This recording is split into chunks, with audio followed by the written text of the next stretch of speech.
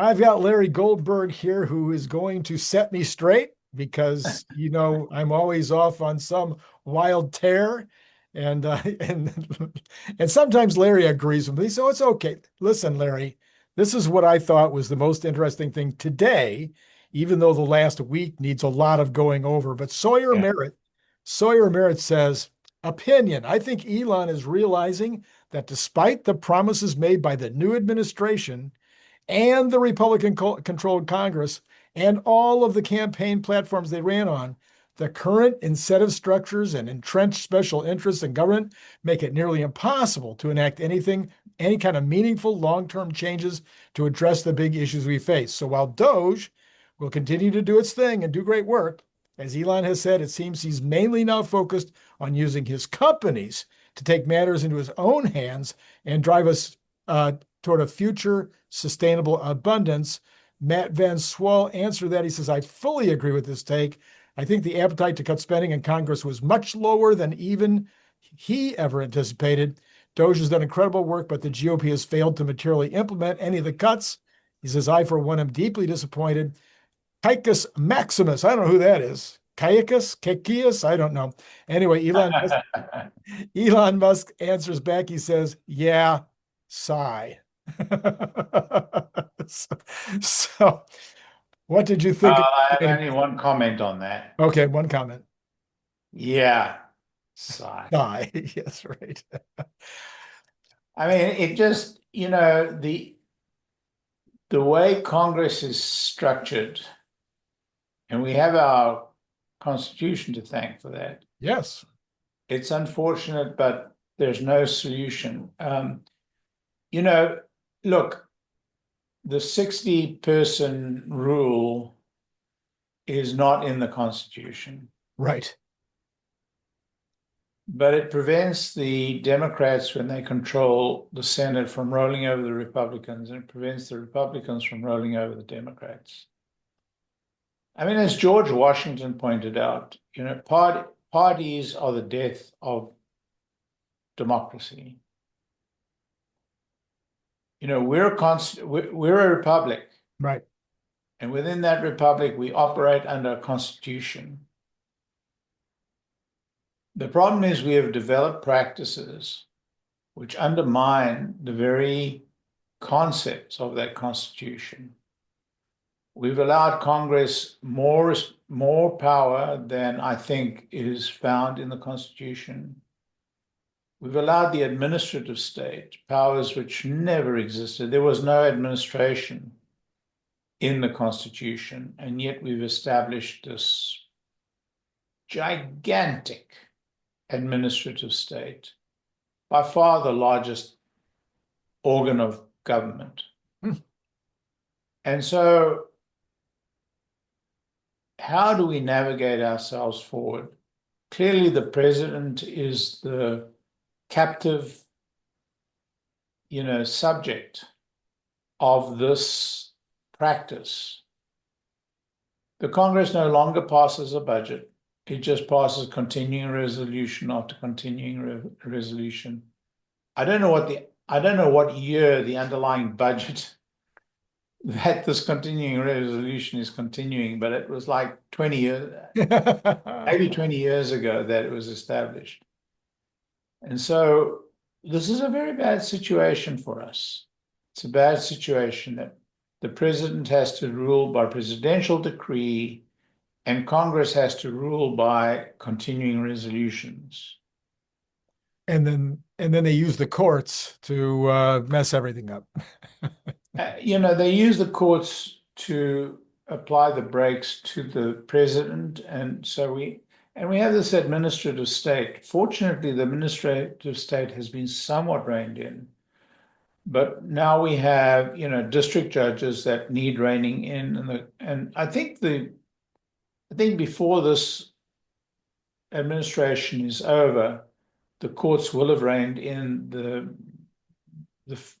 district judges to a degree. I don't think it's going to rein them in fully. But, we have this incredible blooming of this alliance between the far left and the far right.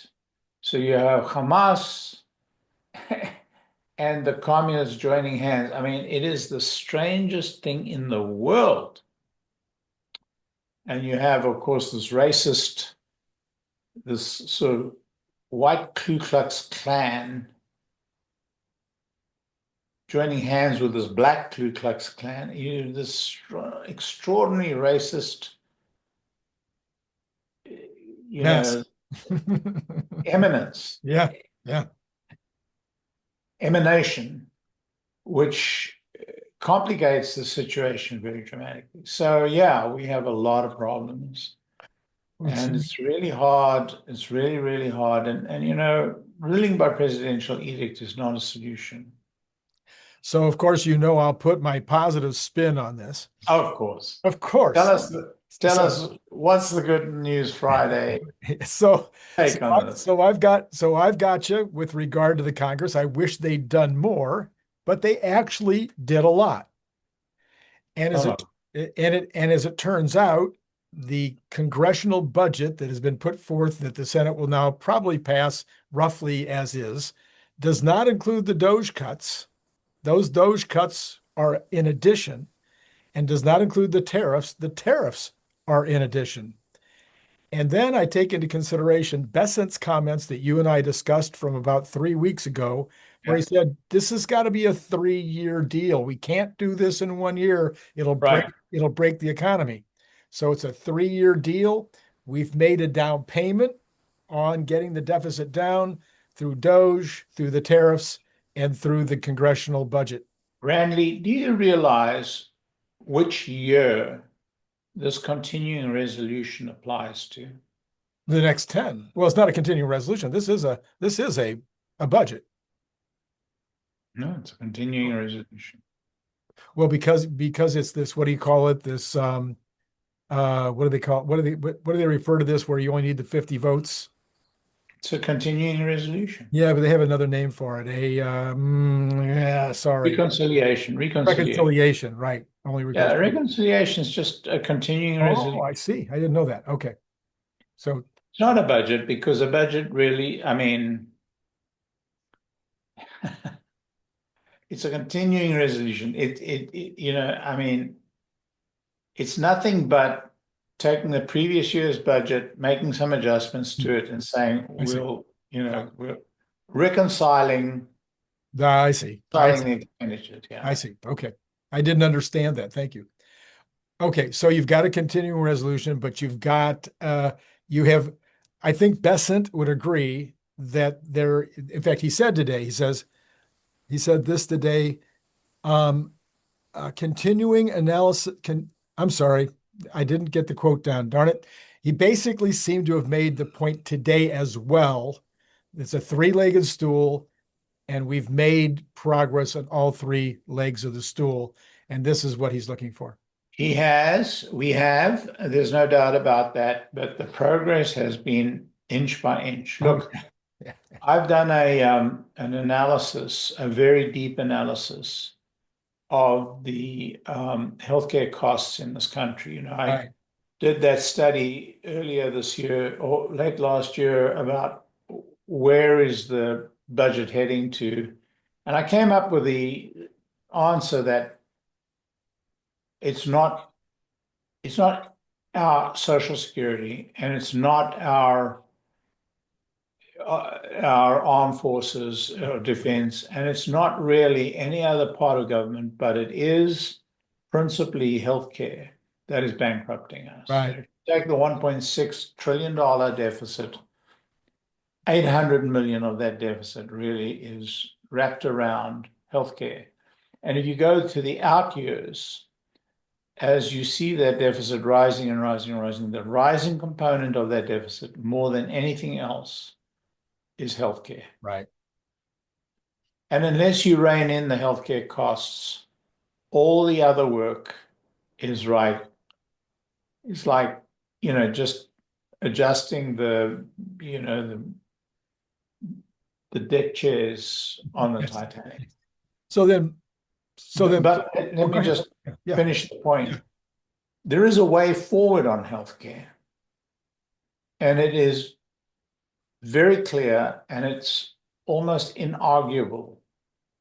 The problem is that it's going to require many acts of Congress across many facets to change laws that have resulted in the inequities and the imbalances that have occurred in that area of our lives. And it just doesn't seem to me that we have enough political power in this country to be able to swing that.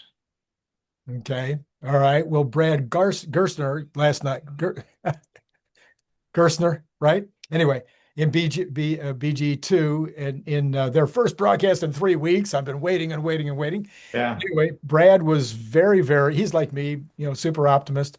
And he goes, look, we're going to have to grow our way out of this. So that is, of course, part of the Besant three-legged stool is get the GDP way higher than it is now. And as you grow the GDP, you will reduce the debt, you will reduce the interest rates, you will reduce the interest rate payments, which will reduce the debt further, or the deficit further. So getting the economy boosted, which is what I think Trump spends most of his time doing, and what Elon says, well, that's what I'm going to have to do to help out. I'm going to have to get the economy going. And of course, then all of AI will be making an additional contribution. So what did you think what Brad had to say? I think it's very important. And I think this is what we've all kind of reached for in the absence of any other solution. It's more than possible that we could grow our way out of it, particularly if you take into account, you think about Cathie Wood's thesis. Right. It's quite clear that we are about to enter into this golden period, and that could lead to massive growth in in all the pillars of this modern revolution. I think it's possible, but it's also possible that in that growth, we will see a dramatic blossoming of healthcare costs. Okay. So I think both things have to be true. I think we have to get control of healthcare. I mean, the healthcare industry is becoming a massive, it's developing a life of its own. Right. And it's becoming so massive that, it's almost controlling our lives. And it's become politically incredibly powerful, as we saw in COVID. And as we see now, so it's so important. It is so important to get control of that. But it's more than possible we'll grow our way out. It doesn't mean to say that we can neglect some of the foundational problems, and they are as follows: healthcare, reforming the defense complex, right? Because we cannot afford to become weak in the face of Chinese growth, Chinese strength, and Russian aggression. That no matter how fast you grow, that'll ruin your whole day. And then the third leg of that is our political divide in the country. I mean, I can't tell you how upset we are as a family about the shooting that happened in DC. Sure, 100%. By the way, I'm understanding that the guy who was killed is not even a Jew. Right. An Israeli Christian. Right. You know what? The level of hatred has reached a point, and it is being encouraged by this crazy progressive wing of the Democratic Party and by these crazy educationists. So we have to solve this problem. It's like having the Ku Klux Klan run rampant in our country. So yeah, I'm not as happy-go-lucky as Brad Gerstner. I'm not as sunny as you are. I see these problems and I feel that we have to tackle them. We do, absolutely, 100%. And I wouldn't deny that for a minute. All right, so I have a new, it's not a new theory this time, it's more like a new way of seeing the next 6 months. All right. So if Elon is right, he says we'll have 1 million plus robotaxis on the road a year from now, a year and a half from now. Year and a half, yeah. If we assume $40,000 profit per Technically a year and 7/12 from now, but okay. Year and 7, 6.5. Anyway, if we assume around $40,000 profit per unit, that would be a $40 billion profit so going from 0 to $40 billion in profit in a single. Well, it's not going to be 40 billion profit. It's going to be a little bit less because it's going to rob profit from the car company. And it's going to be expenses. I mean, I don't think $40,000 a year profit is possible in the first year. On the fleets. Okay. All right. Yeah, I've looked at what it's going to take to build that fleet, to build the infrastructure. And I think it's going to be a little bit lower than that. But all right, I mean, let's give you 30 billion. Or we could also say it the other way. We could say 60,000 in revenues per vehicle. Yes. 60 billion in revenues. Either way, it would be far and away the fastest growing new product or service in the history of the world. There's nothing that would even come close to those kind of numbers.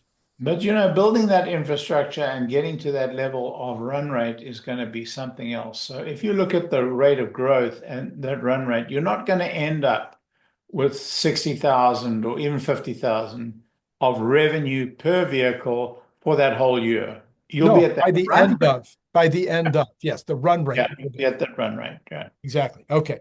So that's kind of off in the distance, but between now and the end of this year, my new idea is that we will have a continuing catalyst. And I asked Grok about this, and Grok agreed. If Grok agrees, that's it. He agreed because I asked him nicely. It's not a he either. No, that's true. But anyway, I asked Grok nicely, and Grok agreed with me. Anyway, the idea of the continuing catalyst is that every week after the beginning of this. So the first catalyst is we put them out for a week. They actually run around the city and they create revenue and they create no accidents or no major problems. So we get to week 2. Hopefully they create no accidents. Right. Yes. And we get to week 2, or whether that's week 2.5, whenever it is, when they increase the territory and increase the fleet. So that's kind of like we get catalyst to begin, and then everybody's waiting for the catalyst to increase. If things go well, but I think we should allow for the press to find things that don't go well. Right, no, they will. Tire may run over a curb. Yes. That would be like headline news in New York Times, front page, you know. Exactly. You know, Tesla, robotaxi, tire hits curb. Yeah, right. Yes, I understand. So my point is that whenever that happens, whenever the fleet expands and the territory expands, that's a catalyst.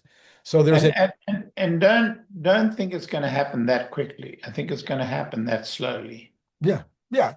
Either way, so we're anticipating that next step. That is a anticipation of that catalyst. Yeah, no doubt. Once we move to 20 or 30 vehicles and a little larger territory, now there's going to be an anticipation of the next expansion of the fleet and the next expansion of the territory as the vehicles continue to perform well. Yeah, and in your mind, that happens every second day or every third day. My mind is going to be 3 to 4 months. Okay, so if each one of those, though, is a catalytic moment that we are anticipating running up to it. And then at some point, we get unsupervised driving. That's another catalyst that is part of this entire product. This whole idea of supervised driving is just a Gary. Unsupervised. unsupervised driving. I'm talking Oh, about yeah, unsupervised driving. Yeah, yeah. sometime The in whole idea of super. supervised Yeah, autonomy that Gary Black's talking about, yeah, it's in Gary Black's cranium. It's right. not real. Not going to happen. No. So we get unsupervised driving somewhere along there, but I think we get a couple of little hints on the way because Elon said he would be slowly taking away the nag. So if we take away, we already got one takeaway of the nag, maybe we get another takeaway of the nag, and then that tells us we're getting closer to unsupervised. I think that will be a massive catalyst when that happens. Maybe. Okay. And then, in addition to that, Elon said there are people that are looking at Tesla for the licensing, but they want to see they're from Missouri and they want to see that this is actually working. So we could have what we would have the anticipation of is Right. as long as things are working, we would have the anticipation of somebody coming on board with a licensing agreement. So that's another piece. And then finally, to put the final thing on it, we have the second city anticipation, the third city anticipation, and as those happen, those will be catalysts. So to me, it looks like almost a continuing pull, a catalytic pull, and I haven't seen anything like that that has that kind of a short-term but rapid iteration of the catalysts for a single product. You're absolutely right. And if all goes well, this product could have continuing good news. I think, though, that you should prepare yourself for a few shocks along the way. The first person killed by a robotaxi, the first person injured by a robotaxi, the first person brushed by a robotaxi, the first person the door closed on the robotaxi. Listen, remember what happened to Ford?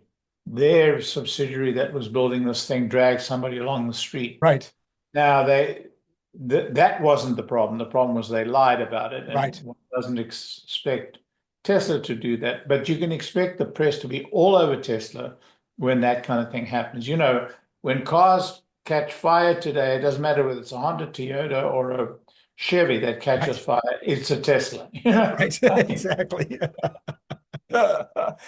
And then the other catalyst that I'm looking that I think besides the Model Q, I'm not even going to talk about Yeah. it because it's so obvious. But the other catalyst that we're likely to see between now and the end of the year, which is different from Robotaxi, but not that much difference, is Optimus. And there was a massive amount of news this week on Wow. Optimus. I would love to have you just kind of give your impressions of the news that you saw this week. Yeah, I was actually surprised to see the kind of progress they're making. I mean, this one single shot update and learning is, I mean, it is really what we're targeting towards. And you know, our friend Herbert Ong had Walter on Walter Scott. Scott, thank you, the robotics expert, and you know, I mean, he laid it on the line. This is really a very, very significant moment. So, and by the way, Figure, the guy who sells Figure, you Right. know, Brett Adcock. Mhm. yeah, Brett Adcock, my friend, my dearest friend, Brett Adcock. He also had a big announcement, which seemed to be that they're making very good progress at BMW, where BMW have got people operating, got robots operating 20 hours a day, Right, which is really, you know, 3 shifts. right. Um, so we're seeing a very rapid maturing of that market, far more rapid than I think any of us gave credit for. And so I think, you know, that's going to be happening next year in an ever increasing fashion if we understand that we're going to have this production facility operating by next year. So yeah, that is unexpected and amazing turn of events. What did you take away from the Scott Walter interview, with Herbert, and also your own view of the video? What were your primary takeaways? Well, the problem is, Randy, I didn't have enough time to really study Oh, that okay. video in great detail. As you know, I've been on the road Right, the right. last 2 days. Actually, yesterday I was recovering today because I came home so late. I meant to stay over, but our little doggy got ill in the morning in the previous day, so I had to go without her. Without my family, I came back that night. So, but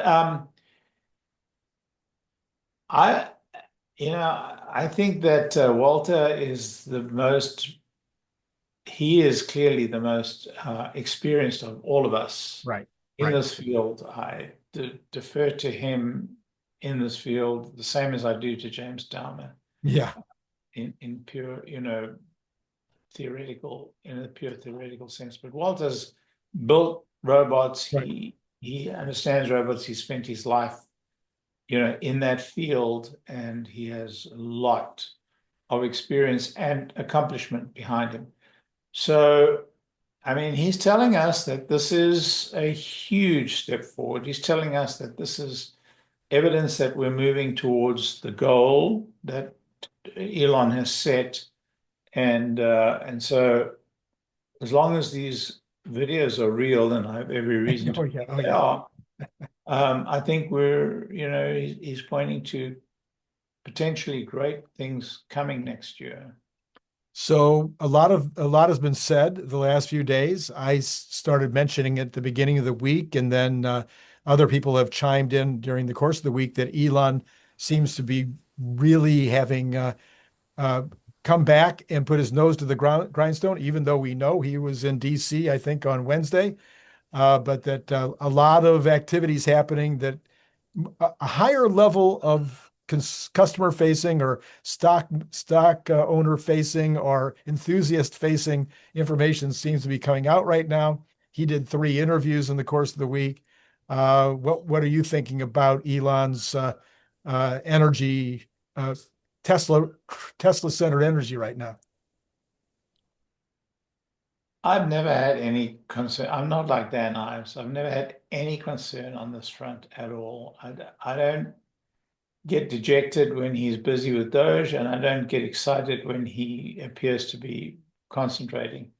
He's got a lot on his plate. He's got a Starship that's going to fly its ninth flight on the 27th or thereabouts. He's got, 5 people with implants, Neuralink implants in their head. He's busy building the largest computer center ever built. He's busy expanding Tesla at an incredible rate in terms of its AI installations. He's struggling with, getting robotaxis to the finish line. I just have a lot of confidence in the man. He seems to have this ability to imagine a future and put the pieces in place to drive towards that future and keep driving. Mhm. That's Elon. And I think that he can do what, 6 normal high achievement individuals cannot do. Right. Right. So I'm very relaxed about it, and I've been very relaxed over the last 6 months, and very grateful for the work that he's done. So I was very, very impressed today. It takes a lot to really, really surprise me anymore. Man, but I keep getting surprised by this Trump administration. But Trump coming out today and completely redoing the Atomic Energy Commission Isn't that with, something? with a stroke of the pen Isn't that amazing? and saying we've got to approve these nuclear opportunities in 18 months. That's all you're going to get, guys. You got to have it approved in 18 months. I think the bureaucracy will push back very hard, and it's interesting that he's done this in 18 months because he wants it done in his administration. Right. And I am certain that he's put his ace, whip guy in charge of whatever it is that he needs to do to get that done. I'm confident he's going to get that done. This is nothing like this has happened since Roosevelt. Roosevelt changed the world. He expanded this federal government into a whole new world. This president is contracting the federal government into a whole new world, and it's marvelous to see. I mean, it's incredible. You can criticize Trump, and there's fair criticism of him. I think I agree with some of the criticism, but my goodness, I forgive him everything for what he's been able to accomplish to date and what he seems to be focused on accomplishing. Very pleased about it. So according to Brian Wong, who is, I think, as expert as anybody on small modular reactors, he felt that it would take them 3 years to be in production. 3 years from now, General Electric did they have their division, their special division on this energy aspect. I can't never remember the name of it. They said that they would be ready to go in 2030. The fact that Trump said 18 months for approvals would seem to fit very nicely into those two pieces of information. So we could be looking at manufactured small modular nukes reactors in 3 years. Yeah. SMRs. Yeah. Look, in this case, I would actually bet that we're going to beat the 3 years. Nice. There are probably a dozen companies vying for SMR development. Right. I've looked at several of them. Mm-hmm. I haven't invested in any of them simply because I know so little about Mm-hmm. the field. Mm-hmm. But I think we're going to see some major breakthroughs, and I am very confident that this is going to happen. If he can get approvals done within 18 months, doesn't mean that they're waiting for those approvals before they develop the reactors. They're in full flight development.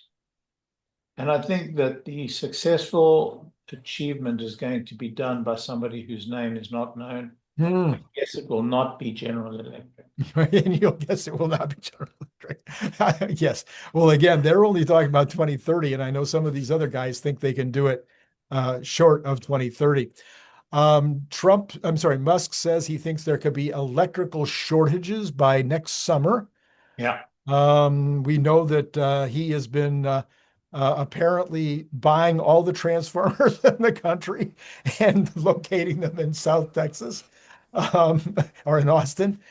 He also apparently is, building energy storage. By the way, those are only the transformers we know about. Right, exactly.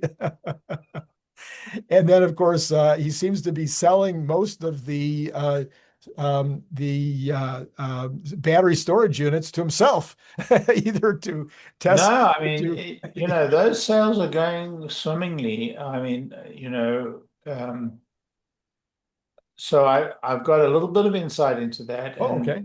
And the battery storage sales are, I mean, they're gangbusters. I'm just hoping, and I don't know what the situation is in terms of supply, but I'm fairly confident, knowing Tesla as I do, that they will solve whatever the supply problems are. But they have a huge order book, a gigantic order book.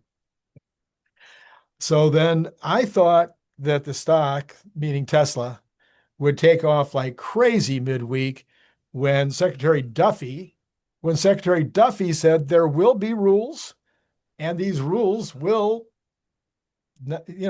be nationwide, and the states and the cities and the counties and et cetera cannot overtake it. And that was I thought that's what we elected Trump to do. And Duffy said, we're going to do it. And I thought, well, there you go. We've got the nation. Look, what has driven the price of Tesla since the late last year, early this year? What has driven it?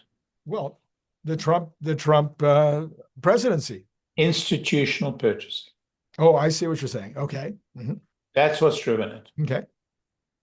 Do the institutions understand the connection between what Duffy is doing and what Elon Musk is doing? They don't. Okay. Yeah. It's, they will understand it when these things happen, when the rules are promulgated, when they're approved, when it happens, the penny will start its journey. It Hmm. won't drop, but it'll start its journey. So this is our vigorish.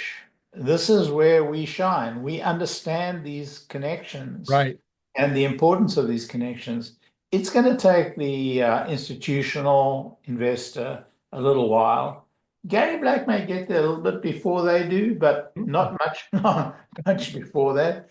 But we get it. We understand what the issues are.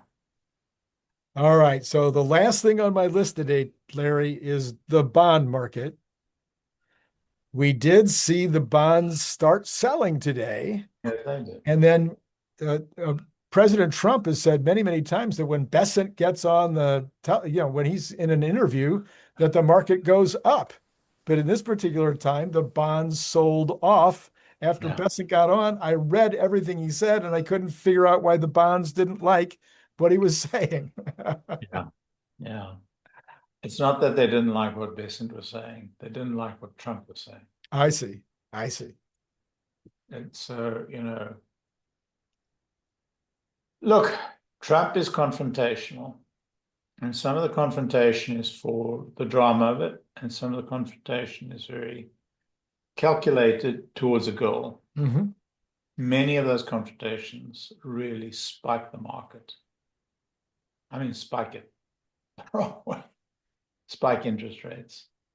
So we're going to have to live through it, and it's going to be continuous for a while. We had this the first term. I don't know if you recall the first term, but the market definitely took off, but it took a hell of a licking before it took off. Oh, yes, absolutely did. No doubt. Having tried to read and read and read and read as much as I can and ask Grok for some information in the in-between, Grok seems to feel like it isn't really the sovereign wealth funds and the central banks selling that's really causing the problem on bonds. It's Um, sentiment. Sentiment's causing the problem. so, Sentiment is really driven by the president, and the sentiment hits everybody. It hits, the banks, it hits the institutional investors, it hits the bond buyers, it hits the money market funds, and it hits the overseas buyers. And it's a very broad thing. And I didn't look to see what happened to the anxiety index, that went up to 22. There you go. I mean, so there's your explanation right there. When So, that thing reverses, it's an indication, early sign of, Trump man bad, yeah, right. sentiment. But it's an opportunity. I mean, you have to watch this thing spike. You buy, and Yeah. then, Yeah. So I'm sorry, not Trump, Grok went on to say, because actually I prompted it this way, but went on to say that the Treasury does have two methods that it can use to drive down bonds and that worked during Trump 1. And one of those is it can buy bonds. So it can buy bonds for their own balance sheet. Grok thinks that could move bonds down about 10 to 25 basis points. Mm.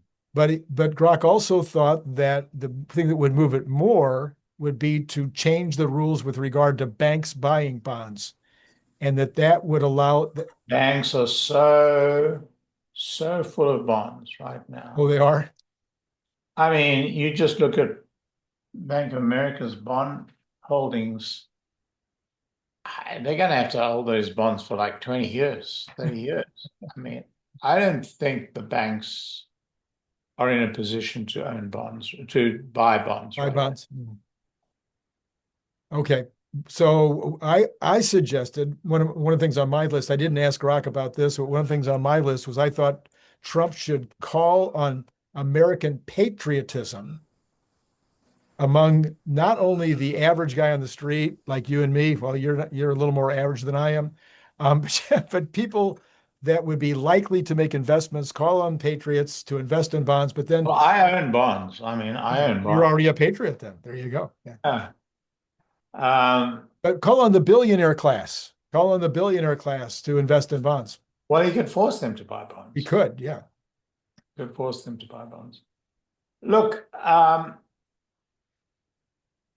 bonds are not a great investment right now. You know, I bought bonds when interest rates actually, I remember five, a little over 5. yeah, I mean, so it's very hard to force people to buy bonds.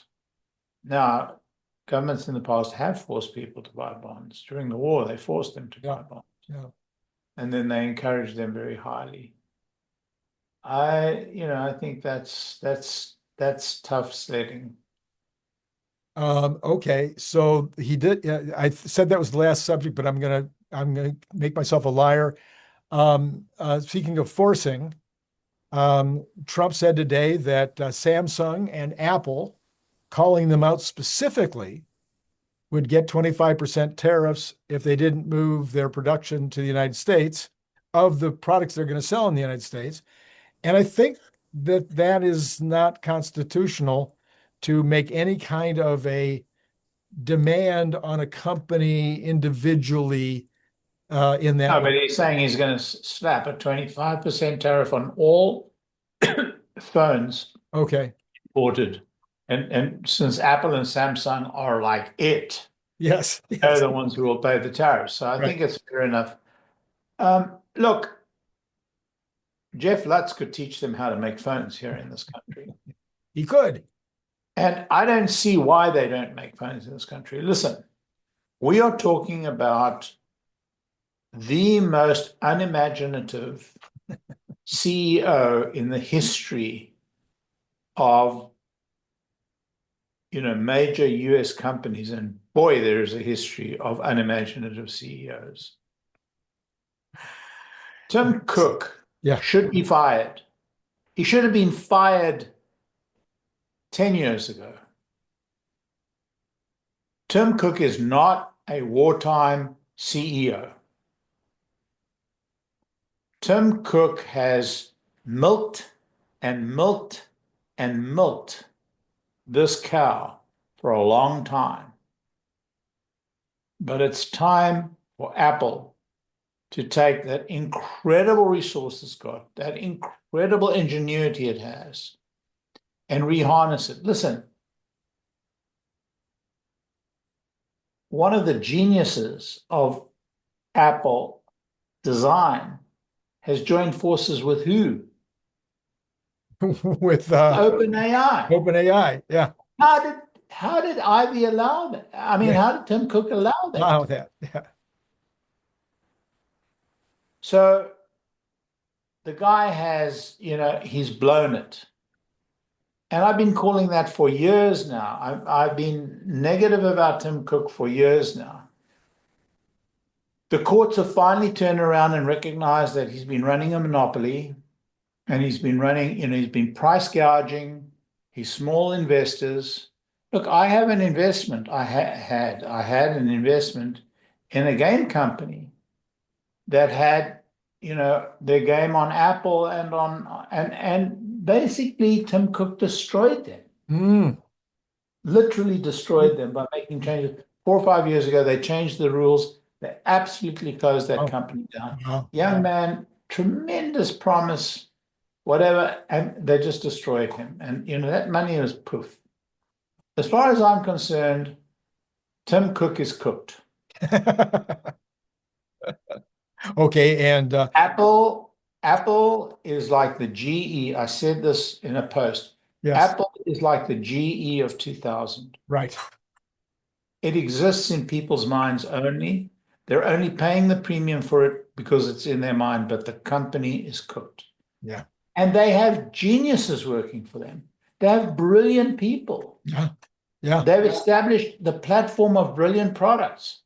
They have to rethink, and they have to be like Tesla now. They have to recommit. They have to those guys walk around drinking their lattes and, pining on, what's woke and what's not woke and what your pronouns need to be. The hell with that. Sorry to use the language, but I mean, they have to get down to business. Well, how do you really feel, Larry? Let's put it this way, I'm no longer a Apple investor. Uh-huh. Yeah, me neither. Well, the truth is I haven't been for years. You mean same here. Yeah, long time ago. Not that I don't think Apple's still a fine company, but I agree with you that the innovation obviously went away. Apple is a dead man walking. Yeah, absolutely. All right, Larry. Well, final thoughts or final words of wisdom or encouragements, directionality. If you don't commit, you don't succeed. There you go. I think that's about as perfect as it could be in terms of where we are right now on, I don't know, something called robotaxi. I think. Yeah, yeah. Larry, as always, thank you so much on this Good News Friday. I think we found some in there, and we will undoubtedly see you again on Monday, just before the launch on Tuesday, maybe of Starship I don't, 9. yeah, yeah. Who knows? Who knows? All right, Larry, thanks again. And to all of you out there, great talking to you.